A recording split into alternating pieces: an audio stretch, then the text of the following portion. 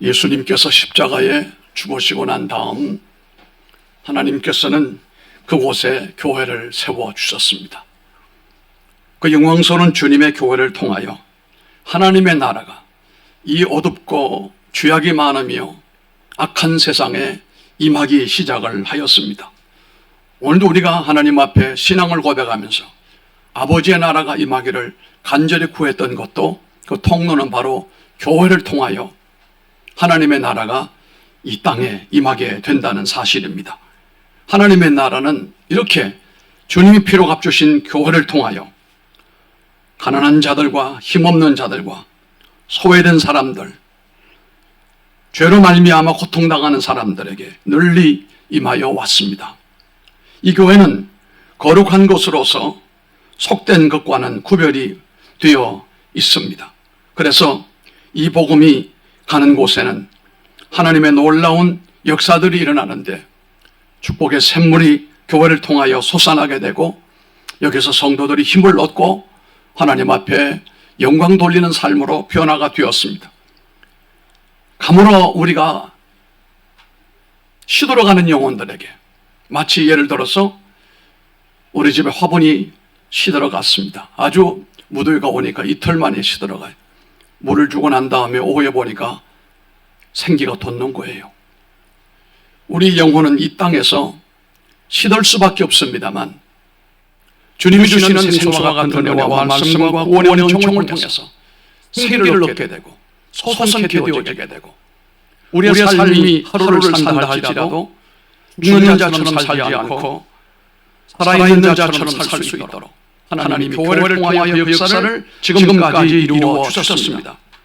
그런데 오늘 본문의 말씀을 보니까 우리 예수님께서 노건으로 제물에 쓸 양과 염소와 비둘기 등을 내쫓는 또 환전상을 내쫓는 이런 광경을 보고 있습니다. 한마디로 말하면 더러워진 하나님의 교회를 정결케 하셨다는 겁니다. 비정상적인 교회를 정상적인 교회로 만드셨다는 것입니다. 피 흘려 세우신 주님의 몸된 교회를 인간들이 야간술을 부려 교회를 어지럽게 하거나 더럽게 하거나 아무런 능력이 없게끔 생수를 막아버리는 이런 일이 생기는 것은 불행한 일이기 때문에 우리 주님께서 이들을 정결케 하신 것을 보게 됩니다. 마태복음 22장 13절 말씀을 보면은 그들에게 이르시되 기록된 바 내 집은 기도하는 집이라 일컬음을 받으리라 하였거늘 너희는 강도의 소굴을 만드는도다 하시니라. 이렇게 격분하시고 책망을 하셨습니다. 마침내 교회를 깨끗게 정화를 지어주시고 오늘 교회도 여전히 그렇게 깨끗게 되기를 원하시는 분이십니다. 교회는 거룩하고 세상과 구별이 되어야 되고 교회는 하나님의 말씀과 성령으로 이끌려야 되고 그 안에 있는 성도들은 거룩하고 하나님의 일을 감당할 수 있는 지체가 다 되기를 주님께서는 원하시는 것입니다. 다음 주가 되면 우리가 49주년을 맞이하는 이런 감동적인 예배를 드리게 되겠는데 이 예배를 통하여 하나님 앞에 우리는 또다시 이 몸된 교회는 거룩한 교회가 되기를 원하고 은혜가 넘치는 교회가 될 수 있도록 위하여 우리가 기도하는 시간들이 되기를 바랍니다. 주님이 다시 모든 일들이 이 지역에 맞는 하나님의 뜻이 있다는 말씀입니다. 그 뜻이 교회를 통해서 성취되어질 수 있도록 우리가 엎드려 기도하며 하나님의 영광을 소망하는 사람이 된다면 반드시 그는 복된 사람이요 교회 또한 복스러운 교회가 될 줄로 믿습니다. 이것을 위해서 오늘 말씀의 제목입니다. 없어야 할 것과 있어야 할 것. 제가 정확하게 3년 전에 이 말씀을 이 본문을 가지고 이 제목으로 설교를 했습니다. 그때 못한 내용도 있고 또 마음에 감동이 되는 일이 있어서 다시 이 말씀 본문을 정하게 됐습니다. 교회는 지금 오늘날 2000년 역사가 이어져오는 가운데 알게 모르게 독서처럼 교회를 어지럽게 하고 교회 기능을 힘들게 하는 이런 세속적인 것들과 악한 것들과 인간의 속성에 맞는 여러 가지 것들이 교회를 어지럽게 하고 있다는 사실을 생각해 볼 때 우리는 교회에 이런 것들은 없어져야 한다라고 생각을 하는 것입니다. 그중에 먼저 자신의 사역을 채우려고 하는 사람들이 있어서는 안 된다는 사실입니다. 교회는 우리들의 목적을 이루기 위하여 만들어 주신 것이 아니라 하나님의 목적이 이루어지도록 이를 위한 교회를 세워주신 것입니다. 예수님께서 내 아버지의 집으로 장사하는 집을 만들지 말라라고 격분하셨잖아요. 책을 주셨잖아요. 성전에서 염소와 양과 비둘기를 파는 사람이나 환전상을 차려놓고 성전에 오는 사람들에게 편리를 봐주는 것처럼 보이지만 실상은 자기 속셈을 금전적인 이익을 챙기고 기득권자들이 자신들의 배를 불리기 위해서 이와 같이 교회를 이용했던 것을 볼 수가 있습니다. 이와 같은 행동은 거룩한 교회를 세속적인 인간들의 금전적인 욕망을 채우는 것으로 만들어버리는 참으로 악한 모습이 아닐 수가 없습니다. 그곳에는 은혜가 존재하지 않습니다. 그곳에는 성령의 역사가 일어나지가 않습니다. 우리는 이 교회를 주심에 대하여 늘 감사하는 마음을 가지고 교회 주심에 대하여 우리는 그 교회를 통하여 이름도 없이 빛도 없이 헌신하고 충성하고 예배하는 가운데 남몰래 주시는 하나님의 은혜와 하나님의 영광을 볼 수 있는 성도들이 되기를 주의 이름으로 축복합니다. 행여나 자신의 살이 사역이 드러나지 않도록 늘 주의하시고 이런 모습이 보일 때마다 하나님 앞에 손으로 회개해야 됩니다. 우리는 어떤 정치인이나 유명한 연예인들이 자신이 살고 있는 그 동네 지역 교회에 출석을 해서 잘 충성을 하고 봉사한다는 소리를 들어본 적이 아주 오래입니다. 웬만큼 믿음 있는 사람이나 사람들에게 돋보이기 원하는 사람들은 큰 교회를 가서 그들에게 환영받고 그들에게 인기가 높아지기를 원하는 사람들이 얼마나 많습니까? 교회를 통해서 그들은 자신의 목적을 이루기 위해서 그렇게 하는 것입니다. 정치인들도 그렇습니다. 큰 교회에 나가야 표 한 표를 얻어도 얻는다. 여러분 그 잘못된 겁니다. 작은 교회에 머물고 있어도 하나님의 은혜 베푸시면 표는 오게 되어 있는데 교회를 통해서 표를 얻으려고 하는 정치인들이 있다고 한다면 그 개인이 문제가 아니고 교회가 썩어간다는 사실입니다. 우리는 큰 부자가 자신의 마을 교회에 겸손히 헌신하고 하나님의 교회를 위해 충성한다는 소리를 들어본 적이 아주 오래입니다. 자기 명예를 드러내고자 물질이 있어서 부자가 된 사람은 많은 사람들에게 존경을 받으려고 큰 교회로 무조건 가서 앉아 있는 것입니다. 이런 사람들로 인하여 교회는 자꾸 세속화되어지게 되고 변질되어지게 되고 소송과 빛의 사명을 잃어버리기 시작을 하는 것입니다. 만약에 내가 끼고 있는 다이아몬드가 이게 다이아몬드가 아니고 모조품이라고 생각할 때 얼마나 창피스러운 일입니까?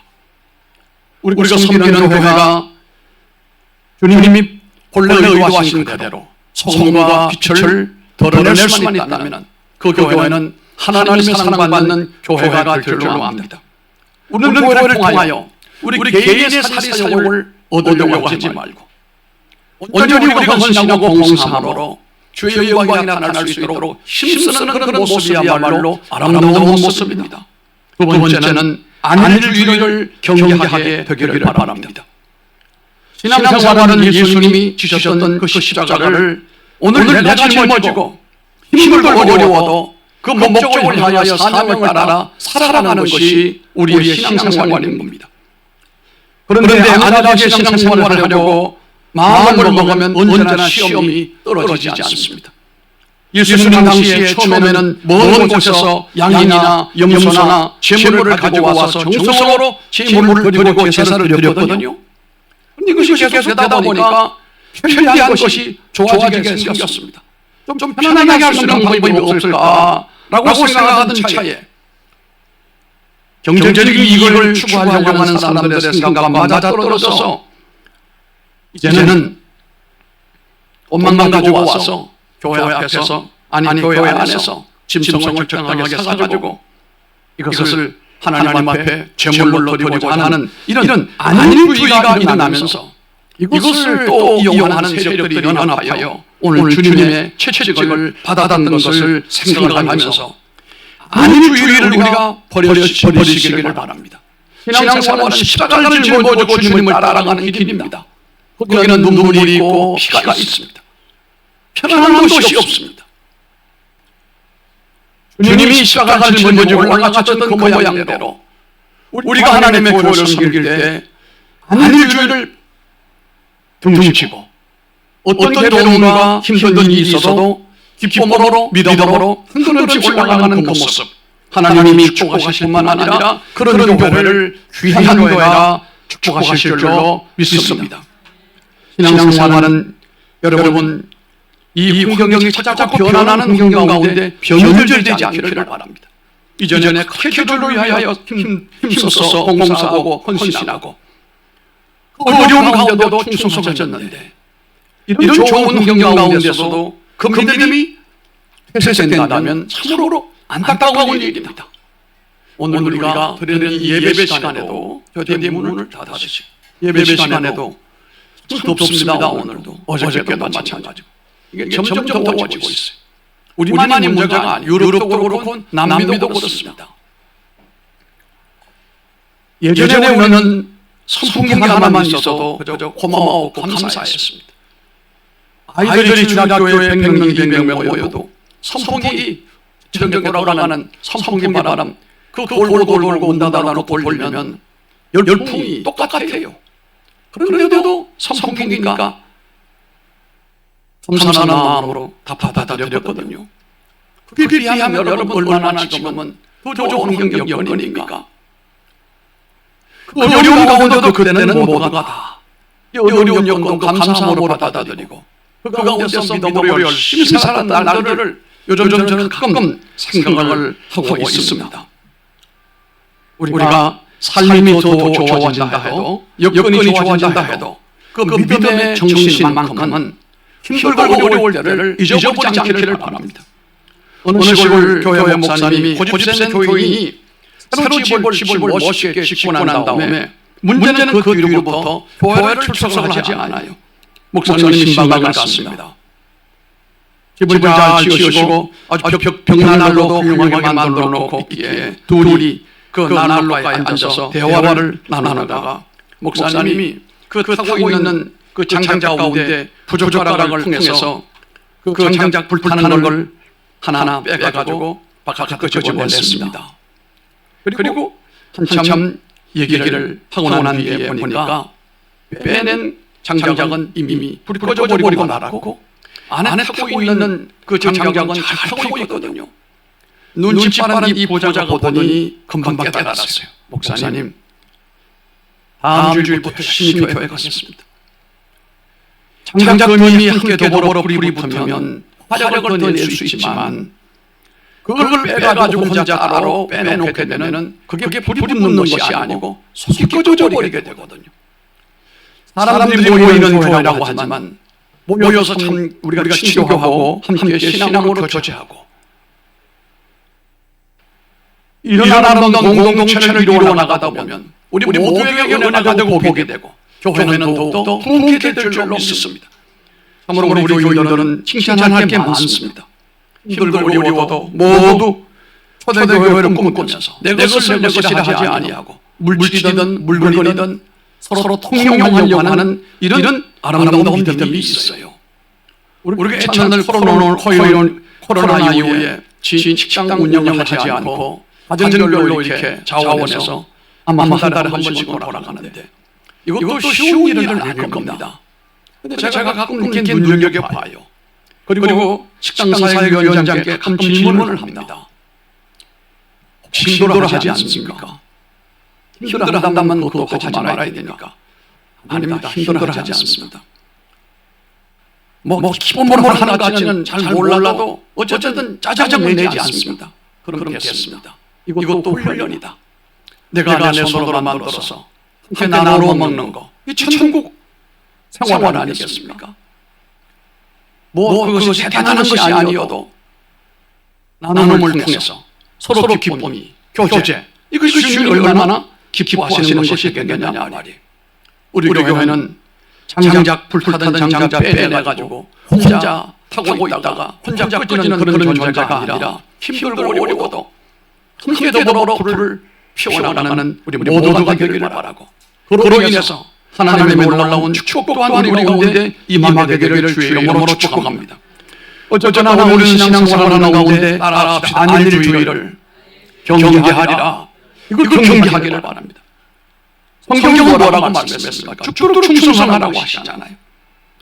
우리가 믿음으로 열심히 주님 앞에 헌신하고 충성하면 모든 교회의 일을 내일이다 생각하고 동참하는 사람들에게는요, 존스 홉킨스 대학의 콘서트이라고 하는 박사가 보고한 내용을 보게 되면 육체적으로도 심리적으로도 큰 차이가 있는데, 첫째는 면역이 예배 참석하고 헌신하고 열심으로 믿음 생활하는 사람들에게는 모든 육체의 면역이 강해져서 웬만한 병으로부터는 이겨낸다는 겁니다. 두 번째는 성인병이 비교해 보니까 훨씬 더 적잖다는 겁니다.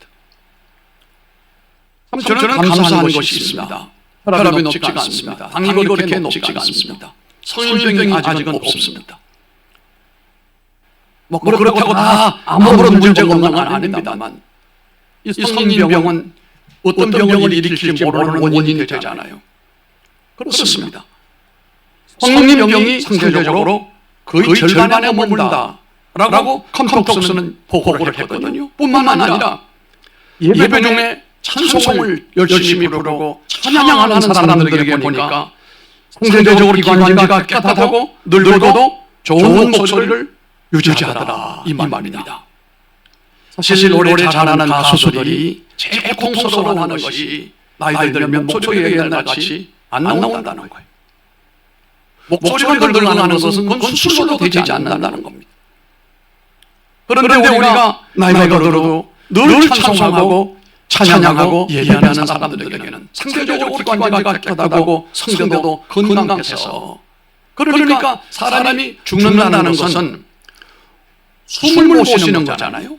다시 말하면 뱉기는 뱉었는데 들어마시지 못하는 것이 죽음이에요.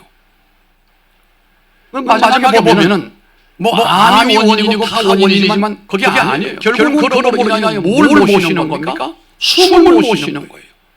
억지로 뱉기는 뱉어요. 그러나 받아들이지를 들어마시지를 못하니까 죽는 거예요.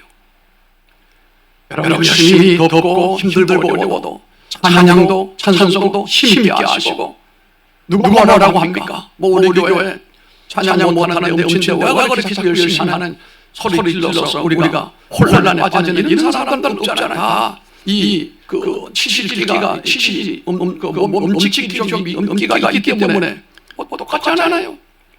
문제는 하나님 앞에 열린 마음으로 힘있게 찬송하고 찬양하고 예배하고 경배하는 사람에게는 영육 안에 하나님께서 강건함을 주신다라고 하는 사실입니다.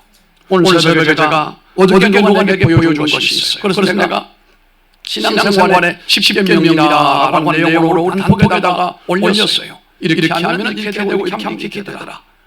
그것은 많은 목회자들이 목회를 하는 가운데 나오는 공통적인 통계치예요. 다 그러는 건 아니겠지만 통계치예요. 믿음 생활하라고 하나님을 잘 섬기는 사람들에게는 한마디로 말해서 하나님께서 복을 주신다는 사실이에요. 1900년 초기에 미국의 버지니아에서 성령의 큰 은혜를 체험하려고 한국에 선교사로 왔던 길보든이라고 하는 선교사님이 있었습니다. 초기였습니다. 1900년이니까 이 땅에 아주 삶이 완전히 우리가 볼 때는 정말 참 그들의 눈에 볼 때는 짐승 같은 삶을 살 때예요. 전부 우리가 1900년에 길보든 선교사가 한국에 와서 이 지방 저 지방에 복음을 전하러 다녔는데 처음으로 부흥의 초청을 받았습니다. 그래서 저 시골 교회에 부흥회를 갔는데 첫날 저녁에 하나님께서 은혜를 주셔서 모두가 큰 은혜를 받았는데 마치고 숙소로 돌아가는데 장로님이 따라오면서 선교사님, 내일 새벽에는 4시 30분에 예배를 시작해야 되기 때문에 미리 준비하시길 바랍니다. 이 길보든 선교사는 한국에 처음 와서 부흥회를 처음 가는데 이 새벽기도 있는 걸 몰랐어요. 그런데 지금 귀를 의심하는 소리예요. 몇 시요? 4시 반이라 이거예요. 그러니 이 길보든 선교사가 하는 말이 나는 자신 못합니다. 나는 그때가 한참 잠잘 때인데 그러니까 장로님이 좀 깨워주시면 좋겠습니다. 그리고 잠자리에 들었습니다. 잠자리가 바뀌니까 잠이 금방 오지 않습니다. 유책에다 간신히 잠이 들었는데 바로 그때 방문을 두드리는 소리가 들립니다. 놀라서 시계를 보니까 3시 30분이에요.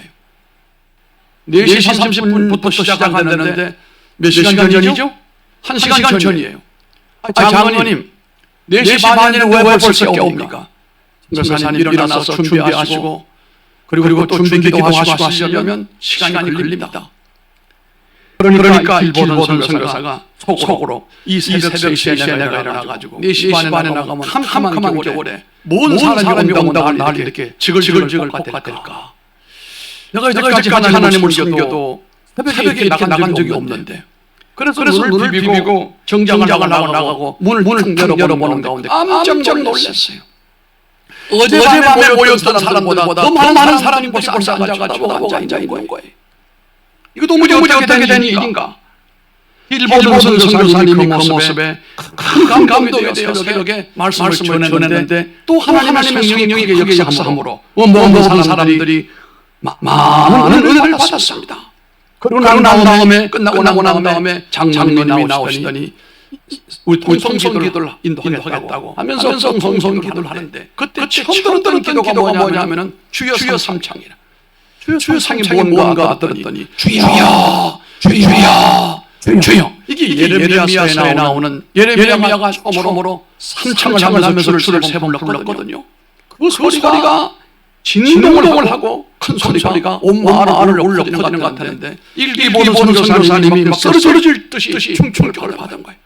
그런데 그들이 통성으로 기도를 하는데 이거 본인이 이건 처음 보고 이거 어떻게 설명되지가 않았습니다. 깜짝 놀란 길보던 선교사님이 후에 미국에 돌아가서 이렇게 기도를 했다는 겁니다. 하나님 아버지, 조선에 임했던 성령의 은혜와 조선 성도들이 부르짖는 그 기도가 우리 미국에도 불붙게 하여 주시기를 원합니다. 미국에도 그 불이 떨어지기를 원합니다. 라고 했다는 겁니다.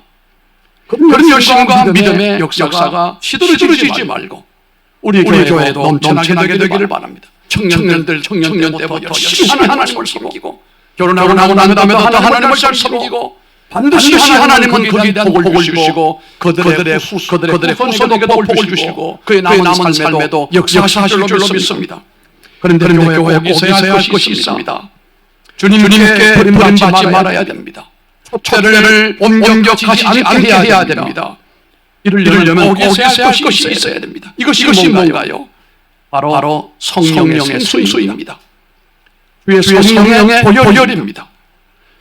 교회는 생수가 넘쳐나서 세상에서 가라앉은 심령이 교회를 와서 심령이 회복이 되어지는 곳이 되어야 됩니다. 보혈이 넘쳐나야 됩니다. 죄는 사망인데 멸망과 사망의 원인이 되는 것이 죄는 이것은 보혈로 말미암아 정결해야 됩니다. 히브리 9장 22절에 보니까 율법을 따라 거의 모든 물건이 피로 정결케 되나니 피 흘림이 없은 즉 사함이 없느니라고 했습니다. 왜냐하면 죄는 사망인 동시에 피는 생명이라고 말씀을 하거든요. 피는 생명이 있다는 겁니다. 그래서 성경은 피채로 먹지 말라고 하시는 겁니다. 레위기 10장 11절에도 육체의 생명은 피에 있습니다. 내가 이 피를 너희에게 주어 계단에 뿌려 너희의 생명을 위하여 속죄하게 하였나니 생명이 피에 있으므로 피가 죄를 속하느니라 함으로써 죄를 씻는 것은 그 어떤 세제가 아니라 죽었던 영혼이 살아나는 것은 그 어떤 것이 아니라 예수의 피밖에 없다라고 하는 것입니다. 죽었던 영혼이 살아나려면 예수의 피가 영혼의 믿음으로 받아들여져야 영생을 얻고 천국까지 달려갈 수가 있는 것이거든요. 우리 찬송 250장에 나오는 나의 죄를 씻기는 예수의 피밖에 없네. 이 찬송이 우리 가운데 늘 넘쳐나야 되고 예수의 피가 이 가운데 늘 항상 충만케 되어야 됩니다. 그러므로 교회 강단에는 그리스도의 피가 넘쳐야 됩니다. 이것이 영혼을 살리는데 꼭 필요한 요소가 된다는 사실입니다. 두 번째는 회개의 눈물이 있어야 됩니다. 늘 있어야 됩니다. 회개의 눈물이 있어야 교회가 생명이 넘치게 되고 메마르지 않습니다. 다윗은 성왕으로 끝까지 하나님의 총괄과 복을 받은 사람인데요. 시편 6편 6절에 보니까 이렇게 노래했습니다. 내가 탄식함으로 피곤하여 날마다 눈물로 내 침상을 띄우며 내 요요를 적신하이다. 이것이 그가 성왕이 되고 하나님의 사랑을 받고 버림받지 않았던 비결이에요. 그도 죄를 지었습니다. 성범죄를 지었고 자식을 낳았습니다. 그보다 무서운 것이 그 남편을 전쟁에 보내서 죽게 만들었잖아요. 살인 교사죄요. 7계명을 어긴 죄요. 도무지 이런 사람이 어찌 왕이 될 수가 있습니까? 그러나 그는 그 죄를 짓고 난 다음에 피눈물을 흘리면서 주님 앞에 회개했다는 사실이에요. 여러분 죄 안 짓는 것이 능사가 아니라 회개하는 것이 능사예요. 이 말을 잘 들으셔야 됩니다. 사람들은 교양대로 또 자기 윤리대로 자기 살고 남들보다 나은 생활을 하면 좋을 줄 알지만 여러분 그렇지 않습니다. 그렇게 살아도 죄 짓는 건 있다 이 말이 부분적으로. 이러므로 우리는 아무리 옳게 산다고 해도 온전하게 살 수는 없어요. 그러므로 우리는 늘 하나님 앞에서 회개의 심령이 되어야 돼요. 강단에서 기도할 때도 여러분 자리에 앉아서 기도할 때도 늘 하나님 앞에 이 온전치 못함을 허물져 있음을 내어놓고 애통을 하고 곡장을 치면서 눈물을 흘리면서 기도하는 사람이 된다면 이런 죄를 짓고도 하나님까지 사용하시고 복하여 주셨던 것처럼 후손의 영혼이 구속의 역사가 흘러넘치게 하셨던 것처럼 여러분들에게도 그 은혜가 있게 될 줄로 믿습니다. 눈물이 메마르면 성도가 거칠어지게 됩니다. 눈물이 메마르면 사람이 율법주의가 되어지게 됩니다. 교회를 살시는 것보다 교회 감독자가 되기 쉽습니다. 이건 마귀압잡입니다. 왜요? 눈물이 말랐기 때문에. 이 안타까움 보는 사람 그 눈에 눈물이 흐를 때 그가 봐도 하나님 은혜 받은 사람이요. 그를 통해서 교회를 살리는 사람이거든요. 눈물이 메마르면 심령의 변화가 일어나지 않고 새 생명이 일어나지 않습니다. 그러므로 교회는 눈물을 흘리는 사람이 많아야 됩니다. 회개하는 사람들이 사라지지 말아야 된다는 겁니다. 세 번째는 마지막입니다. 기도의 땀이 서려져 있어야 됩니다. 교회가 참으로 있어야 될 것은 기도와 땀이에요. 기도의 땀방울이 성전의 습기처럼 적셔져야 생명이 역동할 수가 있습니다. 히스기야 왕은 하나님으로부터 너 죽고 살지 못한다. 집안 정리를 해라. 마지막 최후 통첩을 받고 난 다음에 그는 하나님 앞에 통곡하며 눈물을 흘리며 기도했습니다. 아직은 자식도 없습니다. 후대도 만들지를 못했습니다. 하나님 나를 살려주시길 원합니다. 그가 눈물로 통곡을 했다는 겁니다. 그런데 열왕기하 20장 5절 6절 말씀을 보면 내가 내 기도를 들었고 내 눈물을 보았노라. 내 기도를 어떻게 해요? 들었고 내 눈물을 어떻게 해요? 보았느니라고 했어요. 하나님이 여러분의 눈에 흐르는 눈물을 보시는 분이에요. 여러분의 기도에 대하여 귀로 들으시는 분이에요. 내가 너를 낫게 하리니 할렐루야. 내가 너를 낫게 하리니 내가 3일 만에 여호와의 성전에 올라가겠고 내가 내 날을 15년을 더할 것이며 할렐루야. 내가 너와 이 성을 아수르 왕의 손에서 구원하고 내가 나를 위하여 또 내 종 다윗을 위함으로 이 성을 보호하리라. 오늘 주님은 교회를 병들게 하고 타락하게 하는 세력들을 물리적으로 몰아내셨던 모습을 우리가 보았습니다. 그리고 이제 교회는 정결하게 됐습니다. 그 본래의 기능인 기도하는 집이 되었고 예배가 상대되는 곳이 되어 하나님과 예배자들이 만남이 이루어지는 거룩한 장소로 회복이 되었습니다. 우리 교회는 바로 이런 교회가 되기를 바랍니다. 아멘. 49년 전 세워진 이동산 교회가 지역의 장자교회로서 안디옥 교회를 모토로 하고 치유 제자 선교를 연구표로 하고 아름다운 공동체를 이루어 지금까지 왔습니다. 많은 분들이 스쳐 지나갔고 많은 분들은 이미 천국에 올라가셨습니다. 사람들은 잘 몰라요. 산에 다니는 약초를 캐는 약초꾼들의 얘기를 들어보면 약초가 이게 몇 년 됐느냐, 이게 큰 것이 얼마나 큰 게 문제가 아니고 이거 몇 년 된 건가, 이게 뿌리에 보게 되면 나이가 있다는 거예요. 산산도 마찬가지라는 거예요. 우리 교회는 뿌리가 있는 교회입니다. 아멘을 왜 안 해요? 뿌리가 있는 교회예요. 이 뿌리에서 하나님께서 어떻게 건설하시고 어떻게 이루어 나가실지는 아무도 모르시지만 제가 감동받고 알고 있는 것은 머지않아 사람들이 깜짝 놀랄 만한 놀라운 역사가 이변이 일어나게 된다는 겁니다. 그래서 기도하는 가운데 제가 말했잖아요. 필요한 사람도 세워야 된다. 미래를 위해서 우리가 놀라운 계획과 생각을 가져야 된다.